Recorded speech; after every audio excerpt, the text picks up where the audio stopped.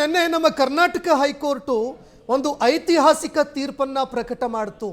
ಈವರೆಗೆ ಜೀವನಾಂಶಕ್ಕೆ ಸಂಬಂಧಪಟ್ಟಂತೆ ಅನೇಕ ಮಹಿಳೆಯರು ಆ ಕೋರ್ಟ್ನ ಕಟಕಟೆಗೆ ನಿಂತು ಅಲೆದು ಸುಸ್ತಾಗಿ ಹೋಗ್ತಾ ಇದ್ರು. ಎಲ್ಲರ ಜೊತೆಗೆ ಯಾವ್ಯಾವ ಪೋಷಕರು ತಮ್ಮ ಮಕ್ಕಳು ಆ ವೃದ್ಧಾಪ್ಯದ ಸಂದರ್ಭದಲ್ಲಿ ವಯಸ್ಸಾದಾಗ ನಮಗೆ ಊರುಗೋಲಾಗ್ತಾರೆ ಅಂತ ಅಂದುಕೊಳ್ತಾ ಇದ್ರು. ಅವರಿಗೂ ಕೂಡ ಏನು ಅನ್ಯಾಯ ಆಗ್ತಾ ಇತ್ತು, ಅದಕ್ಕೂ ಕೂಡ ನಿನ್ನೆ ನಮ್ಮ ಹೈಕೋರ್ಟಿನ ತೀರ್ಪು ಒಂದು ಆಸರಿಯಾಗ್ತಾ ಇದೆ. ಕಿರಿಕ್ ಪತಿಯರಾಯರಿಗೆ ಹೈಕೋರ್ಟ್ ಖಡಕ್ ವಾರ್ನಿಂಗ್ ಕೊಡ್ತು. ಎರಡನೇ ಪತ್ನಿ ಇದ್ದಾಳೆ ಅಂತ ಮೊದಲ ಪತ್ನಿಗೆ ಕೈ ಕೊಡುವಂತಿಲ್ಲ. ಹಣ ಇಲ್ಲ ಅನ್ನೋ ಡ್ರಾಮಾ ಕೋರ್ಟ್ ಮುಂದೆ ನಡೆಯೋದಿಲ್ಲ. ಇನ್ನು ಮುಂದೆ ಮೊದಲ ಪತ್ನಿ ಮಕ್ಕಳಿಗೆ ಜೀವನಾಂಶ ನೀಡುವಂಥದ್ದು ಕಡ್ಡಾಯ. ಎರಡನೇ ಪತ್ನಿ ಸಾಕುವ ತಾಕತ್ತಿದ್ರೆ ಮೊದಲ ಪತ್ನಿಗೂ ಕೂಡ ದುಡ್ಡು ಕೊಡಿ. ವೃದ್ಧ ತಾಯಿಯನ್ನ ಬೀದಿಗೆ ಬಿಟ್ಟರೆ ಹುಷಾರಂತ ಕೋರ್ಟು ಚಾಟಿ ಬೀಸ್ತು.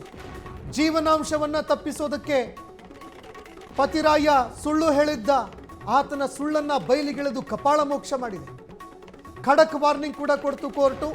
ಎರಡನೇ ಮದುವೆಯಾದವರಿಗೆ ಹೈಕೋರ್ಟ್ ಚಾಟಿ ಬೀಸಿದೆ. ಕಿರಿಕ್ ಪತಿರಾಯರಿಗೆ ಹೈಕೋರ್ಟು ಖಡಕ್ಕಾಗಿ ವಾರ್ನಿಂಗ್ ಕೊಡ್ತು. ಎರಡನೇ ಪತ್ನಿ ಇದ್ದಾಳೆ ಅಂತ ಮೊದಲ ಪತ್ನಿಗೆ ಅನ್ಯಾಯ ಮಾಡುವಂತಿಲ್ಲ. ಹಣ ಇಲ್ಲ ಅನ್ನುವಂತಹ ಡ್ರಾಮಾ ಕೋರ್ಟ್ ಮುಂದೆ ಇನ್ನು ಮುಂದೆ ನಡೆಯೋದೇ ಇಲ್ಲ. ಮೊದಲ ಪತ್ನಿ ಮಕ್ಕಳಿಗೆ ಜೀವನಾಂಶ ನೀಡುವಂಥದ್ದು ಕಡ್ಡಾಯ ಅಂತ ನಿನ್ನೆ ಕೋರ್ಟು ಐತಿಹಾಸಿಕ ತೀರ್ಪು ಕೊಟ್ಟಿದೆ. ಜೊತೆಗೆ ಯಾವ್ಯಾವ ಹೆತ್ತವರಿಗೆ ಅನ್ಯಾಯ ಮಾಡ್ತಾ ಇದ್ರು ಮಕ್ಕಳು, ಯಾವ ನಾಲಾಯಕ ಮಕ್ಕಳು ಬೀದಿಗೆ ಬಿಡ್ತಾ ಇದ್ರು ಹೆತ್ತವರನ್ನ, ಅಂಥವರಿಗೂ ಕೂಡ ಕೋರ್ಟ್ ಚಾಟಿ ಬೀಸ್ತು ನಿನ್ನೆ.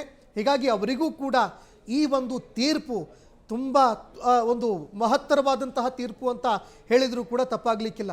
ಇವತ್ತಿನ ಚರ್ಚೆಯಲ್ಲಿ ಈ ವಿಚಾರಕ್ಕೆ ಸಂಬಂಧಪಟ್ಟಂತೆ ನಮ್ಮ ಜೊತೆಗೆ doctor CN Srinivasa Rao sir ಅವರು ಜಾಯ್ನ್ ಆಗ್ತಾ ಇದ್ದಾರೆ, ವಕೀಲರು ಕೂಡ. ಸರ್, ಸ್ವಾಗತ ನಿಮಗೆ ನಮ್ಮ ಕಾರ್ಯಕ್ರಮಕ್ಕೆ.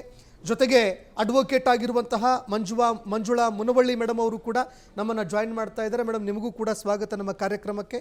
ಅದರ ಜೊತೆಗೆ ಸಾಮಾಜಿಕ ಹೋರಾಟಗಾರರು, ಸಾಮಾಜಿಕ ಪ್ರಜ್ಞೆಯನ್ನು ಹೊಂದಿರುವಂತಹ ಪ್ರೇಮಾಮೂರ್ತಿ ಮೇಡಮ್ ಅವರು ಕೂಡ ನಮ್ಮ ಜೊತೆಗೆ ಇವತ್ತಿನ ಚರ್ಚಾ ಕಾರ್ಯಕ್ರಮದಲ್ಲಿ ಭಾಗಿಯಾಗ್ತಾ ಇದ್ದಾರೆ. ಮೇಡಮ್, ನಿಮಗೂ ಕೂಡ ಸ್ವಾಗತ ಇವತ್ತಿನ ಕಾರ್ಯಕ್ರಮದಲ್ಲಿ. ಮೊದಲು ಮೇಡಮ್, ನಿಮಗೆ ನನ್ನ ಪ್ರಶ್ನೆ. ಪ್ರೇಮಾಮೂರ್ತಿ ಮೇಡಮ್, ಈ ಒಂದು ತೀರ್ಪು ಒಂದು ಕಡೆ ಸಾಮಾಜಿಕ ಕಳಕಳಿಯನ್ನು ಹೊಂದಿರುವಂಥದ್ದು ಒಂದು ಕಡೆ ಆದರೆ, ಮಹಿಳೆಯರು ಯಾರ್ಯಾರು ಕೋರ್ಟ್ಗೆ ಅಲಿತಾ ಇದ್ರು ಎಲ್ರಿಗೂ ಕೂಡ ಸಬಲ ಒಂದು ಶಕ್ತಿಯನ್ನು ತುಂಬುವಂಥದ್ದು, ಜೊತೆಗೆ ಯಾವ ಅಯೋಗ್ಯ ಮಕ್ಕಳು ಬೀದಿಗೆ ಬಿಡ್ತಾ ಇದ್ರು ಹೆತ್ತವರು, ಅವರಿಗೂ ಕೂಡ ಒಂದು ಚಾಟಿ ಅಂತ ನಾವು ಭಾವಿಸಬಹುದಾ ಈ ಒಂದು ತೀರ್ಪನ್ನ ಅಂತ? ಇವತ್ತು ನಾವು ಏನು ಕೋರ್ಟ್ ತೀರ್ಮಾನ ಕೊಟ್ಟಿದೆ ಅದಕ್ಕೆ ನಾವು ಸ್ವಾಗತ ಮಾಡ್ತೀವಿ. ಯಾಕಂತಂದ್ರೆ ಈಗ ಹೆಣ್ಣು ಮಕ್ಕಳಿಗೆ ಒಂದು ಕೋರ್ಟಲ್ಲಿ ವಿಚ್ಛೇದನಕ್ಕೆ ಅಂತ ಹೊರಟಾಗ ಕಡಿಮೆ ಅಂತಾರೆ ಒಂದು 5 ವರ್ಷ ಅಲಿತಾರೆ. ಅದು ಕಡಿಮೆ ಅಂದ್ರೆ ಅಲ್ಲಿ 5 ವರ್ಷ ಅಲಿತಾರೆ. ಒಂದು ವಿಚ್ಛೇದನ ತಗೊಳ್ಬೇಕು ಅಥವಾ ಜೀವನಾಂಶ ತಗೋಬೇಕು ಅಂತಾರೆ. ಈಗ ಜೀವನಾಂಶಕ್ಕೆ ಅಂತ ಹಾಕಿದಾಗ ನನಗೆ ಕೆಲಸ ಇಲ್ಲ ಅಂತ ತಪ್ಪಿಸ್ಕೋತಾನೆ, ನಾನು ಬೇರೆ ಏನೋ ನನ್ನ ತಂದೆ ತಾಯಿನ ಸಾಕಬೇಕು, ಅವ್ರನ್ನ ಸಾಕಬೇಕು, ಇವ್ರನ್ನ ಸಾಕಬೇಕು, ನನ್ನ ಹತ್ರ ಹಣ ಇಲ್ಲ, ಹಣ ಕಡಿಮೆ ಇದೆ ಅಂತ ತಪ್ಪಿಸ್ಕೋತಾನೆ. ಈಗ ಯಾವುದೂ ಇಲ್ಲ, ತಪ್ಪಿಸ್ಕೊಳ್ಳೋ ಹಂಗೆ ಇಲ್ಲ, ಅವನು ಕೆಲಸ ಇಲ್ಲ ಅಂತ ತಪ್ಪಿಸ್ಕೊಳ್ಳೋಂಗಿಲ್ಲ. ಅಲ್ಲ, ಇದು ಕೆಲವೊಂದ್ಸಲ ನಾವು ಕೋರ್ಟಲ್ಲಿ ನಿಂತಾಗ ನಾವೊಂದು ಕೆಲವರು ಜೊತೆನೆಲ್ಲ ಹೋದಾಗ ನಾವು ಜಡ್ಜ್ ಸಾಹೇಬ್ರು ಏನಂತಾರೆ ಅಂತಂದ್ರೆ, ಕೂಲಿ ಆದ್ರೂ ಮಾಡಿ ನಿನ್ನ ಹೆಂಡತಿಗೆ ಕೊಡು ಜೀವನಾಂಶ ಅಂತ ಹೇಳಿರೋ ಒಂದು ಮಾತುಗಳನ್ನ ನಾವು ಕೇಳಿಸ್ಕೊಂಡಿದೀವಿ. ಕೂಲಿನಾರು ಮಾಡಿ, ಅವನಿಗೆ ಕೆಲಸ ಇಲ್ಲ ಅಂತಾನೆ. ಇನ್ನೂ ಒಂದು ನಾಟಕ ಏನ್ ಮಾಡ್ತಾರೆ ಅಂತಂದ್ರೆ, ಆಸ್ತಿ ಅಥವಾ ಮನೆಗಳು, ಗದ್ದೆ, ಹೊಲ, ತೋಟ ಏನಾದ್ರು ಇದ್ರೆ ಅದನ್ನ ತನ್ನ ತಂದೆ ತಾಯಿ ಹೆಸರಲ್ಲಿ ಮಾಡ್ಬಿಡ್ತಾನೆ. ಕೆಲವೊಂದು ಸನ್ನಿವೇಶದಲ್ಲಿ ತಾಯಿ ಹೆಸರಲ್ಲಿ ಮಾಡ್ಬಿಡ್ತಾನೆ. ತಾಯಿ ಹೆಸರಲ್ಲಿ ಮಾಡಿದಾಗ ಆಕೆ ಬೇರೆ ಯಾರಿಗಾರು ಕೊಡ್ಬೋದು, ಇಷ್ಟ ಇದ್ರೆ ಕೊಡ್ಬೋದು, ಇಲ್ದಿದ್ರೆ ಇಲ್ಲ ಅನ್ನೋ ಒಂದು ಇದರಿಂದ ಅದಕ್ಕೆ ಹೆಸರು ಮಾಡ್ತಾನೆ. ಈಗ ಯಾವ ಕಡೆಯಿಂದನೂ ತಪ್ಪಿಸ್ಕೊಳ್ಳೋ ಹಂಗಿಲ್ಲ, ಅವನು ಹೆಂಡತಿಗೆ ಕೊಡ್ಲೇಬೇಕು.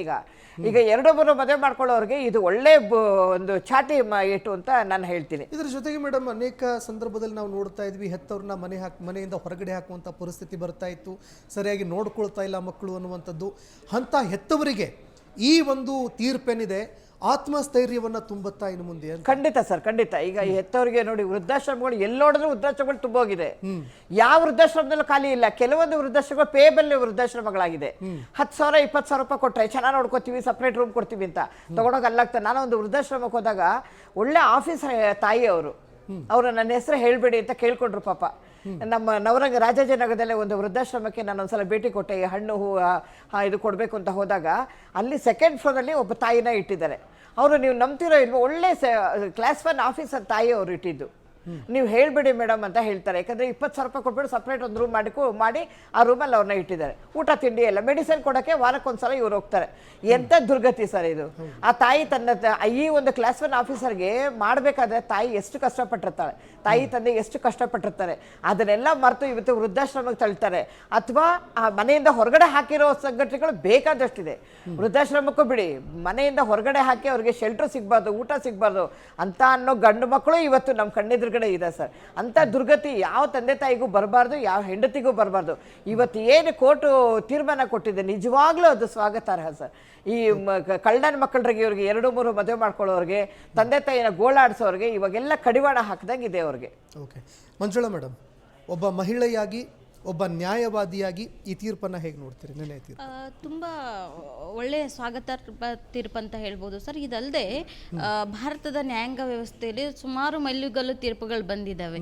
ಇದು ಕರ್ನಾಟಕದಿಂದ ಬಂದಿರತಕ್ಕಂಥ ತೀರ್ಪಲ್ಲಿ ಇದನ್ನು ನಾವು ಸ್ವಾಗತಿಸಲೇಬೇಕು.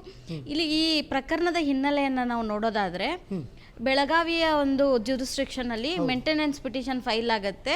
ಯಾರಿಗೆ ಅಂತ ಹೇಳಿದ್ರೆ ತನ್ನ ವೃದ್ಧ ತಾಯಿ ಮತ್ತು ಮಕ್ಕಳಿಗೆ ಮೊದಲನೇ ಹೆಂಡತಿಗೆ. ಸೊ ಅವರು ತಗೊಂಡಿರೋ ಡಿಫೆನ್ಸ್ ಏನು ಅಂದರೆ, ಅವಳಿಗೆ ಅಫೇರ್ ಇತ್ತು, ಹಾಗಾಗಿ ನಾ ಮೇಂಟೆನೆನ್ಸ್ ಕೊಡೋದಿಲ್ಲ ಅಂತ ಹೇಳಿ ಅವರ ಅಬ್ಲಿಗೇಷನ್ ಇದ್ರೆ, ಆದರೆ ಸ್ವಂತ ತಾಯಿನೇ ಆ ಮೊದಲನೇ ಹೆಂಡತಿ ಜೊತೆ ಇದ್ದಾರೆ. ಸೊ ಈ ಪ್ರಕರಣಗಳನ್ನೆಲ್ಲ ಕನ್ಸಿಡರ್ ಮಾಡಿ ಬೆಳಗಾವಿಯ ಒಂದು ಕೆಳ ನ್ಯಾಯಾಲಯ ಅವ್ರಿಗೆ 30,000 ಮೇಂಟೆನೆನ್ಸ್ ಅನ್ನ ಕೊಡಬೇಕು ಅಂತೇಳಿ ಆರ್ಡರ್ ಮಾಡ್ತಾರೆ. ಅದನ್ನ ಚಾಲೆಂಜ್ ಮಾಡಿ, ನನಗೆ 2ನೇ ಹೆಂಡತಿ ಇದ್ದಾಳೆ, ಆ ಮಕ್ಕಳನ್ನು ನೋಡ್ಕೊಳ್ಬೇಕು, ನಾನು ಕೂಲಿ ಕೆಲಸ ಮಾಡ್ತೀನಿ, ನನಗಷ್ಟು ಆದಾಯ ಬರೋದಿಲ್ಲ ಅಂತ ಹೈಕೋರ್ಟಿಗೆ ರಿವಿಷನ್ ಪಿಟಿಷನ್ಗೆ ಹೋಗ್ತಾರೆ ಅವರು. ಅಲ್ಲಿ justice K B Geetha madam bench ಏನು ಆರ್ಡರ್ ಮಾಡುತ್ತೆ ಅಂತ ಹೇಳಿದ್ರೆ, ಮತ್ತೆ ಇನ್ನೊಂದು ಡಿಫೆನ್ಸ್ ತಗೊಳ್ತಾರೆ, ಅವಳಿಗೆ ಆಗಿರ್ತಕ್ಕಂಥ 2 ಮಕ್ಕಳಲ್ಲಿ ಮೊದಲನೇ ಮಗು ನಂದು, 2ನೇ ಮಗು ನಂದಲ್ಲ ಅಂತ. ಸೊ ಈ ಎಲ್ಲ ಕಾಂಪೌಂಡ್ಸ್ನ ಕನ್ಸಿಡರ್ ಮಾಡಿ ಧಾರವಾಡ ಏನು ನ್ಯಾಯಾಲಯ, ಧಾರವಾಡದ ಹೈಕೋರ್ಟ್ ಪೀಠ ಏನನ್ನ ಆರ್ಡರ್ ಮಾಡುತ್ತಂತ ಹೇಳಿದ್ರೆ, section 118 Hindu marriage Hindu evidence act ಕೆಳಗಡೆ, ಸೊ ನೀವು ಮದುವೆ ಟೈಮಲ್ಲಿ ಅವ್ರ ಜೊತೆ ನೀವು ಇದ್ರಿ ಇಲ್ಲೋ ಅನ್ನೋದನ್ನ ನೀವು ಪ್ರೂವ್ ಮಾಡಿಲ್ಲ, ಹಾಗಾಗಿ ಅದು ನಿಮ್ಮ ಮಗು ಅಂತ ಆಗುತ್ತೆ. ಸೊ ಈ ಎವಿಡೆನ್ಸ್ ನ ಅವ್ರ ಮೇಲೆ ಅಬ್ಲಿಗೇಷನ್ ಮಾಡುತ್ತೆ. ಅದ್ರ ಜೊತೆಗೆ ಸರ್, ಮೇಂಟೆನೆನ್ಸು ನಿಮ್ಮ ತಾಯಿನೂ ಕೂಡ ನಿಮ್ಮ ಹೆಂಡತಿ ಜೊತೆ ಇರೋದ್ರಿಂದ ಅವ್ರಿಗೆ ನೀವು ಈ ಕೆಳ ನ್ಯಾಯಾಲಯದ ಏನು 30,000 ಮೇಂಟೆನೆನ್ಸ್ ಆರ್ಡರ್ ಮಾಡಿದಾರಲ್ಲ, ಅದನ್ನು ಕೊಡಬೇಕು ಅಂತ ಹೇಳಿ ಅವರು ಪಿಟಿಷನನ್ನು ವಜಾ ಮಾಡ್ತಾರೆ ಧಾರವಾಡ ಹೈಕೋರ್ಟ್ ಪೀಠ. ಸೊ ಹಾಗಾಗಿ ನಾವು ಏನನ್ನ ನೋಡ್ಬೇಕಂತ ಹೇಳಿದ್ರೆ, maintenance it is not a charity sir, it is a legal right. ಹಾಗಾಗಿ ಇದನ್ನು ಯಾವುದೋ ಕರುಣೆಯಿಂದನೋ ಭಿಕ್ಷೆ ಅಂತನೋ ಕೊಡೋದಕ್ಕಿಂತ ಕಾನೂನಿನ ಆಬ್ಲಿಗೇಷನ್ಸ್ ಅಂತ ಕೊಡೋದು, ಆ ಒಂದು ಮಾಹಿತಿಯನ್ನು ಧಾರವಾಡ ಪೀಠ ಎತ್ತಿ ಹಿಡಿದಿದೆ ಅಂತ ಹೇಳ್ಬೋದು. ಈಗ ಶ್ರೀನಿವಾಸರಾವ್ ಸರ್, ಸದ್ಯಕ್ಕೆ ಈ ತೀರ್ಪನ್ನು ನೋಡಿದಾಗ ನಿಮ್ಮ ಫಸ್ಟ್ ರಿಯಾಕ್ಷನ್ ಸರ್ ಇದಕ್ಕೆ? ಈ ಅವಲಂಬಿತರು ಯಾರು ಇರ್ತಾರೆ ಅವರು ಬೀದಿ ಪಾಲಾಗೋದನ್ನು ಇದು ತಪ್ಪಿಸ್ತಾ ಇದೆ ಈ ತೀರ್ಪು. ಇದನ್ನು ನಾವೆಲ್ಲರೂ ಸ್ವಾಗತಿಸಬೇಕು. ಇದರ ಜೊತೆಗೆ ಮತ್ತೊಂದು ಸರ್, ನಾವು ತುಂಬ ಒಂದು ಸಿಚುವೇಶನ್ಸಲ್ಲಿ ನೋಡ್ತೀವಿ, ನಮ್ಮ ಇವತ್ತಿನ ಈ ಒಂದು ಸಾಮಾಜಿಕ